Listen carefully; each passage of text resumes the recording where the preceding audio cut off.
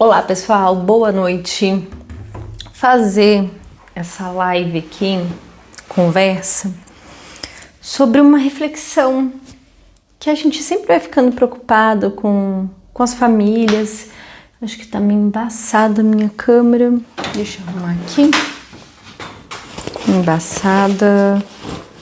Tô vendo que tá meio embaçadinha a câmera. Deixa eu ver se eu tô com meu paninho aqui. Se vocês quiserem também, já deixando alguma dúvida, alguma questão, vou só limpar aqui que tá. Acho que tá meio embaçadinho. Deixa eu ver se melhorou. Acho que melhorou. Boa noite, pessoal. Eu espero que vocês estejam me escutando bem. Vou conversar brevemente aqui com vocês sobre quando a criança não aprende, quando o adolescente não aprende, sobre uma reflexão. Eu passei por muitas fases aqui, desde o diagnóstico do meu filho, todo esse meu processo de estudo, de dedicação, de mudança de carreira. E nessa eu já falei várias vezes com vocês nesses meus processos, né, que eu passei aquela louca de comprar tudo que era curso, tudo coisa que eu via pela frente eu saía comprando alucinadamente, porque eu precisava de informação, eu precisava compreender. E nesse processo foi muito curioso que eu comecei a ver muitos terapeutas fazerem a mesma coisa, não só pais, né? Mas muitos terapeutas também muito perdidos nesse caminho. E por que eu tô querendo conversar isso com vocês, né? E falar, chegando na parte da criança que não aprende. O que nós temos hoje em dia com maior evidência em relação ao desenvolvimento do autismo é a análise do comportamento aplicada. Várias práticas dentro da análise do comportamento aplicada, mas ela não é a única. Existem várias ciências que são importantes também. E aí o que nós tivemos aqui no Brasil foi um boom de desenvolvimento de várias pós-graduações, vários cursos, mas mais do mesmo. Mais daquela base que se estuda, só aquela base da análise do comportamento, mas na verdade sem ser aplicada. E por que eu falo isso para vocês? Porque nesse meu caminho eu não me limitei a simplesmente a fazer curso, a ler livros, mas eu tive uma prática supervisionada, muita orientação, muito treino, e isso fez total diferença. E essa que é a questão que muitos profissionais hoje não têm esse acesso a ser modelados, porque nós somos o tempo todo aprendizes também. A gente tem a nossa curva de aprendizagem. E aí, o que eu via, né, e fazendo a retrospectiva em relação a tudo isso, é que eu vejo muitos terapeutas que têm uma grande bagagem acadêmica, uma forte aqui, ó, a psicopedagogia ativa. Ela falou exatamente.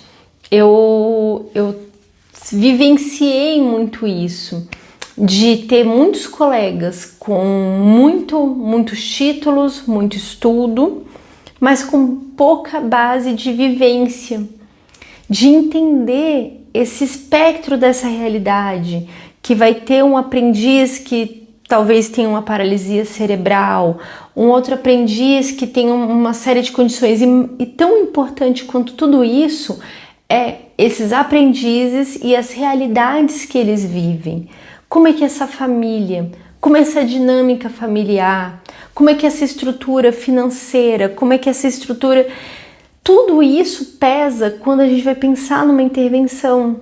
Qual é a formação, como é que é o envolvimento dessa família em todo esse processo? E não é num julgamento de falar é mais envolvido ou menos envolvido, mas cada um tem uma realidade diferente, cada um tem um processo diferente. E outra, os pais muitas vezes são autistas, TDAH, enfim. E isso traz uma complexidade muito grande, porque quando você faz simplesmente um cursinho, uma pós, ele não te treina para essas nuances, que é entender esse contexto familiar, saber desenvolver uma boa anamnese, saber se questionar sobre esses dados que você está coletando, se faz sentido. Então, durante o processo de intervenção, o processo de intervenção ele é avaliativo. Você vai intervindo, você vai testando, você vai vendo os resultados, você vai analisando. E aí, o que acontece é que, Psi Pamela Flores, perfeito, Dani, é o que nós vai acontecendo. E aí, o que hoje em dia eu estou vendo de toda essa trajetória? Nós estamos falhando. Aqui a Flor Costa, querida Flor, saudade de você. A gente tá falhando, né? Eu falo da gente como uma sociedade, né? Nesses processos. Desde esse acolhimento familiar, entender esse contexto, analisar, saber analisar, ser um analista do comportamento mesmo, que é o Psy Matheus Andrade, que é um ótimo analista do comportamento. Saber como é que analisa de fato esses dados, como nós também podemos mostrar esses dados.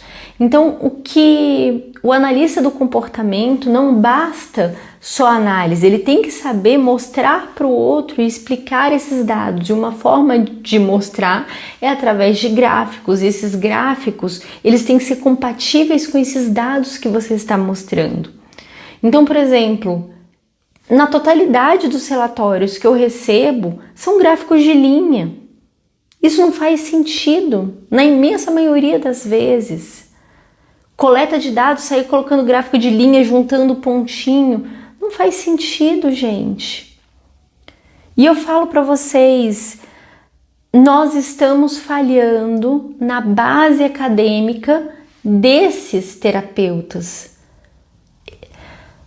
Gente, para você ser um analista do comportamento, eu tô repetindo isso várias vezes, mas para você ser um bom analista do comportamento, você tem que ter uma formação em probabilidade e estatística. E por que isso? Probabilidade.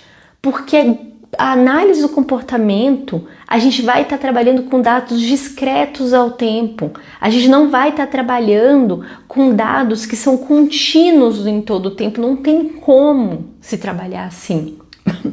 Então a gente vai estar trabalhando com amostragens e você tem que saber trabalhar através desses dados, fazer uma extrapolação. Você está vendo que esses dados, então se esses dados estão tendo essa tendência, então possivelmente esse comportamento está sendo reforçado, esse comportamento aqui está sendo desvanecido. Então através dessa massa de dados você vai tendo uma noção de como vai progredir essa intervenção.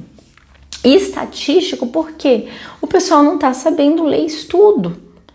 A gente tem que saber sobre como é que é essas amostras, não sabe, por exemplo, estava até discutindo com meu esposo esses dias sobre amostra, população, enfim, né? A gente tem que saber diferenciar esses dados. Tem que saber essas diferenças conceituais mesmo.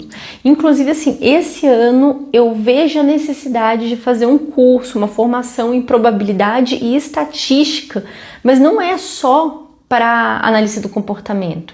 É para médico, para fono, para TO, para o que for, porque eu sinto essa necessidade que é um conhecimento base que muitas vezes as pessoas não tiveram na faculdade e realmente precisa ter essa base de uma forma acessível. Muitos têm medo dessa área. Na hora que a gente começa a entrar em área de matemática, probabilidade, estatística, as pessoas fogem, as pessoas têm medo.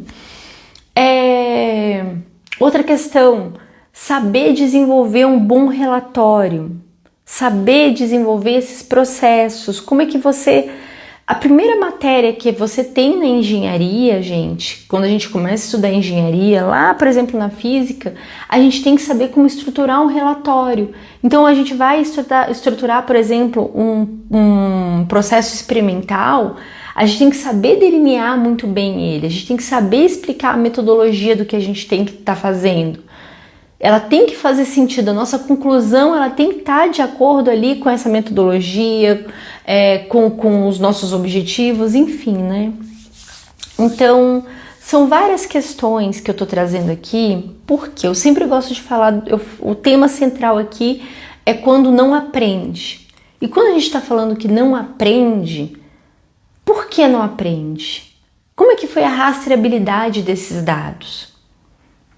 Vocês compreendem que quando a gente está falando sobre análise de comportamento aplicada, quando a gente está falando sobre uma ciência, não só análise de comportamento aplicada, mas, por exemplo, integração sensorial, a gente vai pegar toda a estrutura da integração sensorial.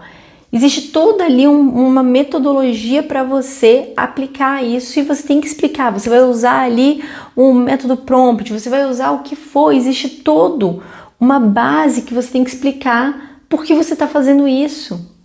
Como é que você está coletando esses dados? E o que esses dados eles querem dizer? Então, o que acontece? Eu falo sobre a história do queijo suíço por quê? Porque quando a gente fala que uma criança não aprende, um adolescente não aprende, ele continua sem aprender, sem aprender, sem aprender. E a gente não tem a rastreabilidade, a gente não sabe o que a gente fez para não repetir mais esses erros. A gente falhou.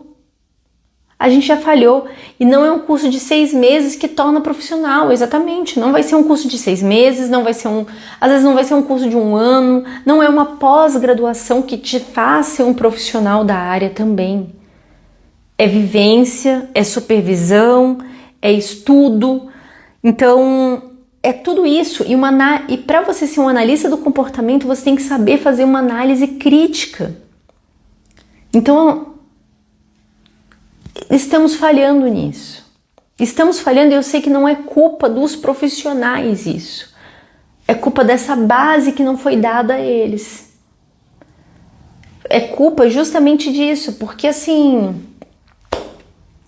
olhar, você ter... O que está acontecendo, por exemplo, os pais estão brigando por gráfico, porque estão falando que relatório tem que ter gráfico. Mas o gráfico tem que fazer sentido. Os terapeutas estão desesperados, pagando aplicativos, vários aplicativos, porque tem que ter aplicativo agora, porque os pais, mas estão inserindo dados que não fazem sentido, não fazem o menor sentido. Estão fazendo pais coletarem dados, muitas vezes dentro de casa, com custo de resposta absurdo, que não faz sentido para esse comportamento. Aqui, me assusta esse tempo de formação em tão pouco tempo. Sim, são poucas. Gente, eu tenho uma imersão, que é a imersão treino parental. E é uma imersão, como o próprio nome diz, onde a gente tem várias aulas e tudo. Só que a pergunta que alguns profissionais fazem, eu saí dessa imersão, eu posso me intitular de orientador, ou melhor, treinador parental? Se eu fosse uma pessoa desonesta, eu falaria sim, coloca aí no seu título, porque nada impede. Não existe nenhum empecilho técnico de colocar. Mas não, a minha orientação é, você tem os instrumentos base para que você se profissionalize. Porque é uma imersão, custa R$67 a imersão, já tá lá na casa das 20 horas essa imersão de conteúdo, mas eu não vou chegar para você e falar assim, a imersão, você tá falando treino parental ou a imersão treino parental? Que eu vou colocar até aqui, ó, imersão treino parental. Se você quer saber mais sobre ela, basta digitar, escreva nos comentários, comente esse código aqui, ó, ITP. Basta você comentar esse código ITP que você vai receber. Elas são todas gravadas, elas estão lá na plataforma, custa R$67, aqui ó, eu faço, é maravilhoso. Gente, a imersão tem muita gente que fez, ela é maravilhosa, tem material e tudo. O que eu falo para vocês é que assim, nós damos os insumos para que vocês busquem mais informações. Para começar o treino parental, eu começo com o pé na porta, chegando e falando assim, gente, qual é a fundamentação da imersão treino parental? É alinhar expectativa de realidade. Eu, como mãe, quando eu comecei esse caminho, o que eu queria? Que meu filho fosse normal. Mesmo eu sendo autista e tudo, era aquela fala capacitista, base da ignorância mesmo, porque eu quero tudo pro meu filho. Eu quero uma vida plena, eu quero que ele... Era o que eu queria. A minha expectativa e a minha realidade não estava alinhada. Por mais que eu dei tudo que eu pudesse de dinheiro e intervenção, mas existiam coisas que não eram possíveis. E aí, o terapeuta, ele tem que estar capacitado o suficiente para conseguir manejar esse alinhamento. E onde se faz esse início? No acolhimento, na anamnese. Então, a anamnese, o terapeuta ele tem que saber construir uma boa anamnese. E isso vale na escola também. Eu lembro, isso daí eu me orgulho muito, assim, a escola do meu filho, ela tem muitas falhas, muitas, mas as coisas que eu vejo de boa nela, eu gostaria que todo mundo conhecesse. Porque é incrível como foi o acolhimento, o meu acolhimento ali. Porque a diretora chegou e teve um papo comigo muito importante. Ela chegou para mim e perguntou: o que você espera da gente? E aí eu falei para eles, eu quero que meu filho seja feliz. Ela, mas ele não vai ser feliz aqui o tempo todo. E eu fiquei muito preocupada com essa sua expectativa. E aí eu respondi para ela: eu quero que ele queira estar aqui. É tudo que eu quero. No primeiro momento. Então, antes de falar que eu queria que meu filho fosse alfabetizado, que meu filho... Não, a gente alinhou as expectativas e a realidade do meu filho querer estar ali. E aí a gente pôde ir, exatamente, escola pública. Nós estamos falando de escola pública. E a gente tem que falar mais das escolas públicas. E a gente tem que mostrar os casos de sucesso das escolas públicas. A gente tem que parar de falar que a escola é um problema, que escola pública é problema. Não, a gente tem que elevar. Nós temos excelentes professores nas escolas, especialmente as públicas. Eu falo das públicas porque é o que eu conheço de realidade, né? Então nós temos excelentes professores como a Flor. Nós temos escolas que dentro das suas possibilidades tentam dar o máximo possível. Então que nós temos que mostrar esses casos de sucesso e tentar replicar pelo Brasil. O Aquiles, ele estuda em uma das... Eu achava que tinha mais, gente. Só existe 3 escolas no Brasil iguais à escola do Aquiles, e são escolas públicas. E eles estão doidos para fechar essa escola. E eu queria muito mostrar mais essa escola para vocês. Infelizmente só existe 3. E a gente precisa replicar. Algumas pessoas acham que tem esse modelo em Curitiba e tudo, mas esse modelo, infelizmente, só tem essas 3 e eu fiquei muito chocada com isso. Então, assim, a imersão treino parental, que é essa imersão que custa R$67, que basta vocês digitarem aqui ITP, ela começa... Como eu falo, eu coloco o pé na porta porque essa é a questão. Vamos alinhar expectativa de realidade.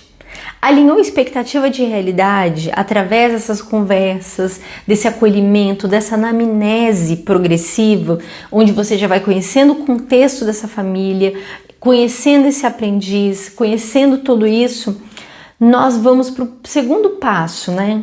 Que eu falo na imersão treino parental. É diferenciar o que é orientação parental do que é treino parental, que são coisas muito diferentes. Então vamos lá. 5 minutos no final da sessão, 5, 10 minutos que o terapeuta reserva para falar para a família não é orientação parental, não é treino parental, é conversa de corredor. Chamar os pais, conversa de WhatsApp, mandar mensagem de WhatsApp, não é orientação parental, não é treino parental, é conversa de WhatsApp. Chegar para os pais e colocar os pais dentro da sessão apenas se isso estiver extremamente planejado, pode fazer parte de um pedaço do treino parental. Mas na imensa maioria não é nenhum nem outro. Os pais estão assistindo a sessão, porque você tem que explicar o que está acontecendo na linguagem deles, de forma que eles consigam replicar em outros ambientes. Então a orientação parental e o treino parental vão se diferenciando cada vez mais.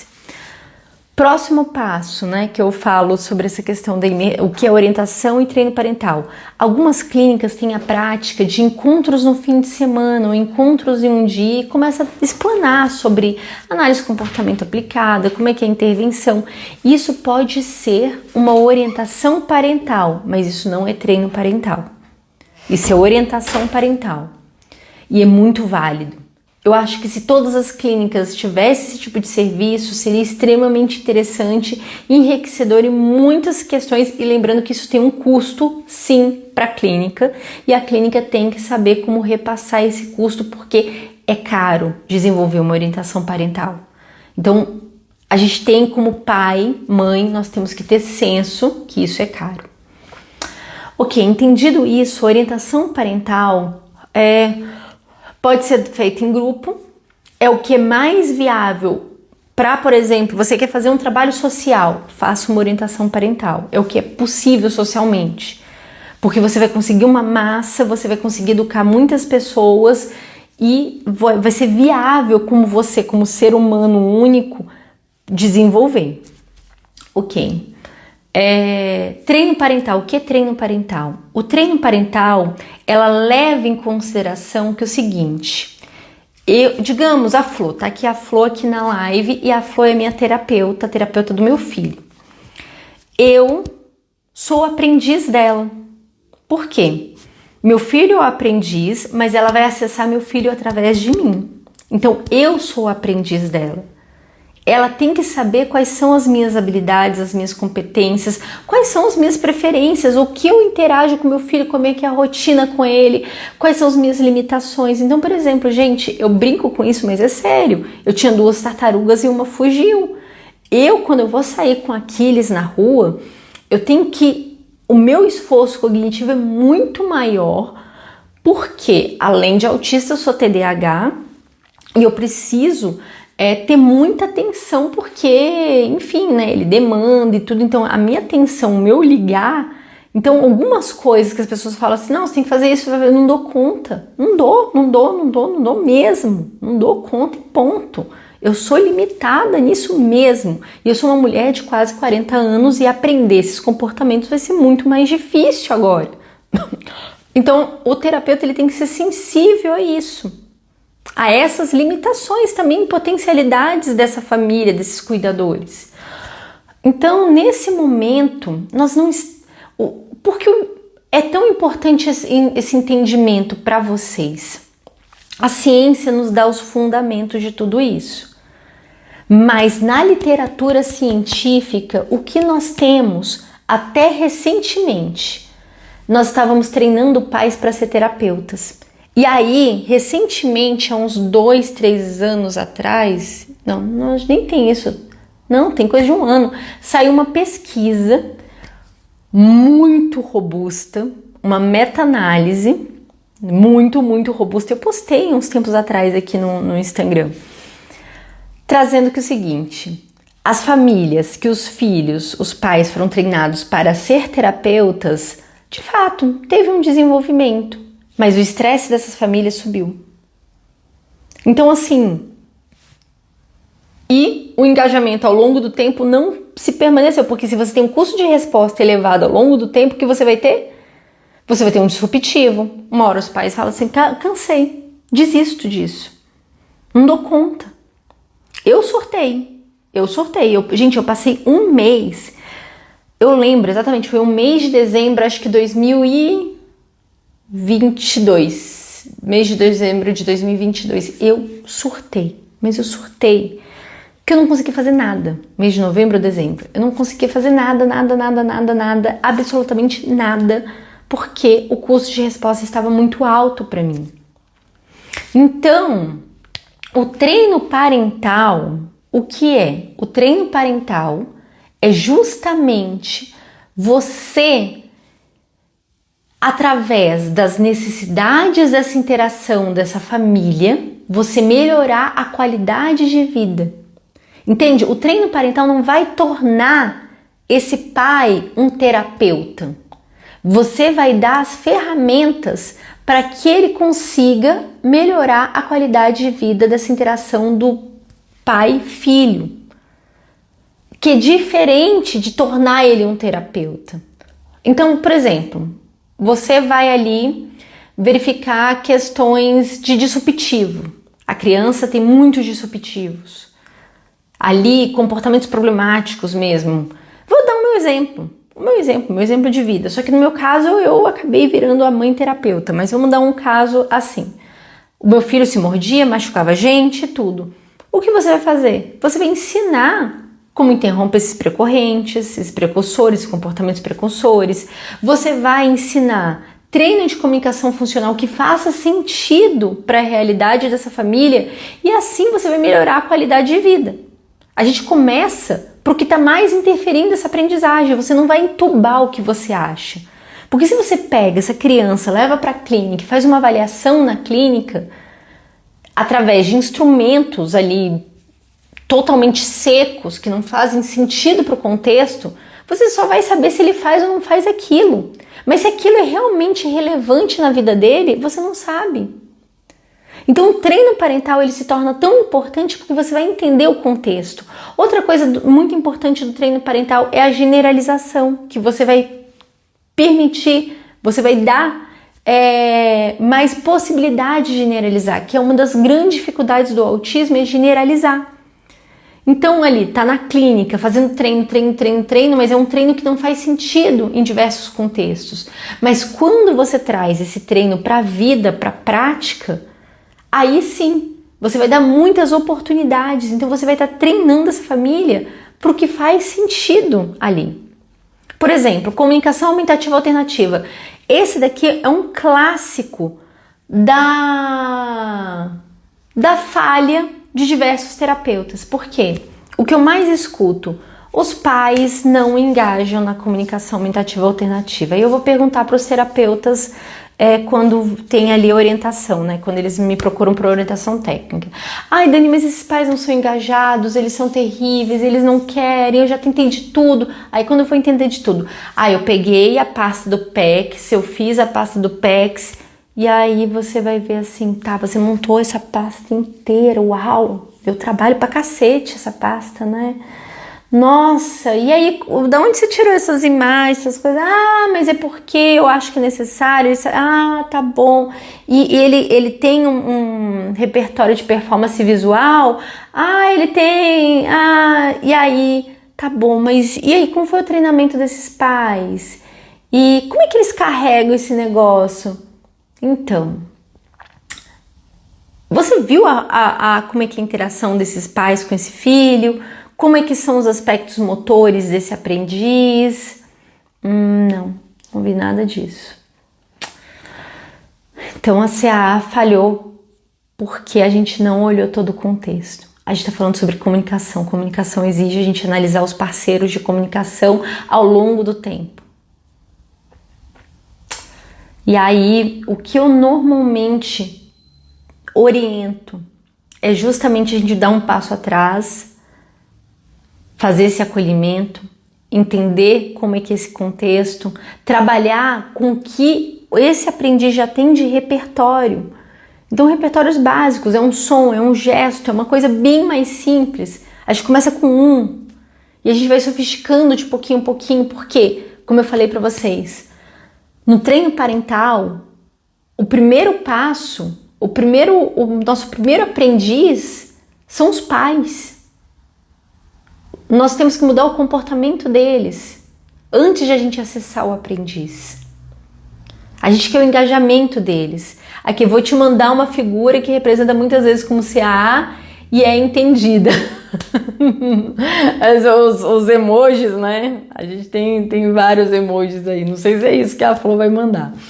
Mas nós temos toda essa questão, né? Que isso fica esse limbo. E aí, quando a gente vai pensar, por exemplo, em quadro de rotina, existe a folia do quadro de rotina. Inclusive, eu tenho um mini curso só sobre quadro de rotina, porque eu fiquei tão... Eu já não aguentava mais essa história, essa folia do quadro de rotina, de querer entubar a imagem. Porque autista é visual, aí sai colocando imagem de tudo que é lugar. Mas eu não tô entendendo porque o meu filho não sabe lavar as mãos direito. Eu coloco essas imagens ali, mas ele não lava a mão direito. Por que lavar a mão é comportamento motor? Porque tal coisa é comportamento de ouvinte? Porque a gente não faz sentido a gente sair colocando figura em tudo que é lugar, sendo que o comportamento primário, a base dele, o canal central é outro. Então fica dependendo de uma dica visual num lugar específico, a dificuldade de generalização ainda. Então assim, o quadro de rotina, normalmente ele nasce, e deveria ser assim, para primeiro mudar o comportamento dos pais. Para os pais estabelecerem rotinas, para que os pais possam dar previsibilidade para certos comportamentos, antes de a gente acessar o aprendiz. Então, muitas vezes, por exemplo, você tá lá em sala de aula, porque isso daí é muito implementado, né? Que no GDF se coloca muito os quadros de rotina. O quadro de rotina primeiro modifica o comportamento do professor, do monitor, do auxiliar, do AT, enfim, o nome que der ali dentro das pessoas que estão ali na sala e tem um desenvolvimento ali diferenciado, é mais velho e tudo, para depois acessar esse aprendiz. Essa é a verdade, gente. Primeiro a gente modifica assim. Então, gente, são tantas complicações em relação a isso, por isso que é importante começar do básico, que é o acolhimento, que é onde a gente está falhando muito. A criança não aprende porque faltou entender esse contexto. E aí vem a imersão treino parental, que nós trazemos isso. Na imersão treino parental eu começo com um módulo extra de orientação parental, explicar essas diferenças. E aí a gente entra na parte de comportamentos disruptivos, né? Eu explico sobre TEI, TOD e a interface com TDAH e o autismo. E aí vem a imersão, que tem uma fonoaudióloga, tem 2 analistas do comportamento, a gente tem uma roda de conversa com uma assistente social, que o pessoal que faz parte ali da liga, foi uma conversa muito legal com vários pais, porque eu sou apaixonada pelo trabalho da assistente social. Eu acho que a assistente social tinha que estar nas escolas, nas clínicas, toda nossa clínica tinha que ter consultoria com assistente social. Obrigada, Flor, muito obrigada. Inclusive, gente, a Flor, ela tem 2 livros maravilhosos que os professores têm que conhecer. Ela fala através de exemplos. Esses livros, eu tô sem o livro aqui, tá lá no outro escritório. Então, super importante. Sobre TDAH, como assim? TDAH é a mesma coisa, gente. O TDAH, eu vou falar uma coisa para vocês. Como fazer quando os pais estão engajados na orientação, mas quando a criança vai para casa da avó, não é aplicado lá. Aí é um ó, né? Porque se a avó é um momento, uma vez ou outra, o problema é quando essa avó tá na rotina e aí a avó precisa ser treinada também, né? Pra gente entender melhorar esse nível de consciência da avó, né? Então é complicado. O que eu ia falar agora, gente? Eu até me perdi na história. A Flor, o livro da Flor, vocês devem conhecer se vocês são da área de educação, né? É super importante. Falaram sobre TDAH, tá? Sobre TDAH. Gente, eu tenho até um post sobre isso, qual é a relação sobre todos esses transtornos? Nós somos pessoas extremamente limitadas no tempo. Aqui, pronto, agora eu estou com vergonha. A Flor, gente. Nós somos pessoas limitadas no nosso entendimento do tempo. E o que acontece quando a gente vai pensar, por exemplo, no diagnóstico de transtornos? O diagnóstico dos transtornos, eles são dentro de caixinhas e caixinhas temporais. Então, por exemplo, transtorno motor. Transtorno motor, eles são transtornos basicamente de neurodesenvolvimento. Então, ali dentro desse capítulo de transtornos de neurodesenvolvimento, e nos primeiros momentos de vida, você já consegue identificar vários transtornos motores. Autismo, a mesma coisa. TDAH, existe uma maturação cerebral para que se feche o diagnóstico de TDAH. Deficiência intelectual, a mesma coisa. Existe uma fase onde você começa a conseguir diagnosticar DI. E aí vem a bipolaridade, a esquizofrenia. Mas Dani, eles não são transtornos de neurodesenvolvimento. Bipolaridade, esquizofrenia e outros transtornos também. Segundo o DSM, não. De fato, não. Mas quando a gente vai olhar sobre a ótica da neurobiologia, nós vemos muitas correlações genéticas entre todos esses transtornos. Todos têm uma correlação genética muito forte. Recentemente eu fiz uma postagem falando sobre a esquizofrenia e transtorno motor. E as pessoas, mas o meu pai é esquizofrênico, ninguém fala. Tem esquizofrenia, mas falaram que ele nunca teve nenhum relato de coisa motora. Quando a gente fala sobre transtorno motor, a gente está falando sobre questões motoras, às vezes é mais desengonçado, às vezes tinha alguma questão, não conseguia a praxe motor, então não se planejava muito bem desde mais jovem. Isso que eu tô falando, não sou eu que tô falando, são estudos, existem estudos trazendo essa correlação de questões motoras antecedendo a abertura desses diagnósticos, né? Então, quando a gente vai olhar para a neurobiologia, todos esses transtornos têm uma correlação muito grande. Por isso, quando a gente vai compreendendo isso, e esse entendimento das correlações, a gente tem que entender, o autismo não é... O autismo, ele é uma caixinha de surpresa que pode abrir outras questões mais para o futuro. Eu sou autista, eu sou TDAH, infelizmente, o ano retrasado, né, no caso 2023, eu abri quadro para transtorno de pânico que, usando análise de comportamento, ficou bem controlada. Flor, aqui estou brincando. Cadê as pessoas? Deixa eu ver uma pergunta aqui. Sou professora de inglês, sou professor de inglês. Fiz 680 horas numa especialização, no entanto, me sinto um vazio grande. Então, eu tenho essa sensação quando a gente não tem uma supervisão, só que supervisão é caro, gente. Supervisão é caro, é difícil de se manter. Por isso que, por exemplo, na Liga Premium tem um grupo de orientação, é um grupo, e a gente tem um encontro com o Dr. Diego Costa, que tem muita experiência, e aí o pessoal vai trocando. Então, além dos cursos e tudo, a gente tem esse encontro semanal lá na Premium, que para conseguir, porque a pessoa paga uma vez ao ano, paga 997 uma vez ao ano e tem acesso a todos os cursos, tem acesso a todos os eventos e tem acesso ali a essa sala de orientação. Então, foi a forma que eu consegui viabilizar isso para as pessoas. Então a gente se juntou, basicamente é isso, né? Então é uma coisa que você não vai ver em nenhum lugar, porque ele é economicamente não interessante. Você ter esse tipo de serviço, ele é muito caro, porque pagar a hora de um doutor, de uma pessoa com currículo igual o Diego Costa, é muito caro. E além disso, a gente tem um grupo de WhatsApp para trocar informações, tirar as dúvidas e tudo. Então, 997 na Liga Premium é muito barato para todos os serviços que a pessoa tem. E a pessoa só paga uma vez ao ano para ter acesso a tudo isso, né? Mas se você for, por exemplo, pagar isso por fora, acaba saindo muito caro, né? Mas é a solução, eu vejo, esses grupos de orientação para tirar dúvidas, para se alinhar, para conseguir entender se você está tendo se você está tendo procedimentos que são adequados, se você está fazendo uma leitura da situação adequada.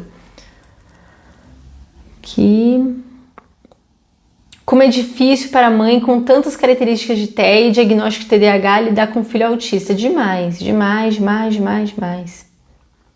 Aqui a Flor. A Flor vai ser uma avó maravilhosa. A avó não já é, né? Então, incrível. Gente, eu vou indo. Estou com sono. Estamos agora caminhando com a Aquiles todos os dias, né? A gente começou a caminhar agora. Por vários motivos. A caminhada para ajudar mais no sono dele também, né? Mas também por questão de fortalecimento, musculatura. E o menino caminha bem, gente. O menino, olha aqui, deixa eu ver qual o percurso de hoje da caminhada. Então eu ainda não tomei meu banho. Deixa eu ver se eu consigo ver o histórico aqui da caminhada. Eu acho que não consigo por aqui. Deixa eu ver se aqui. Não consigo. Mas eu acho que ele caminhou uns 3 quilômetros hoje, gente. Eu acho que foram uns 3 quilômetros de caminhada. Gente, então boa noite pra vocês. Eu não sei se eu deixo essa live salva. Eu tô pensando se eu deixo. Eu acho que eu vou deixar de hoje pra amanhã e amanhã eu deleto. Amanhã eu deleto. Eu acho que eu vou deixar só por enquanto. Salva só 24 horas. Então, nem 24 horas. Amanhã de manhãzinha eu tô deletando ela. Então assistam, aproveitem pra assistir e... Ô Neto! Boa noite, meu amigo. Boa noite pra você. Até mais, gente. Tchauzinho. Feliz 2025 pra todos vocês. Boa noite, Flor. Até.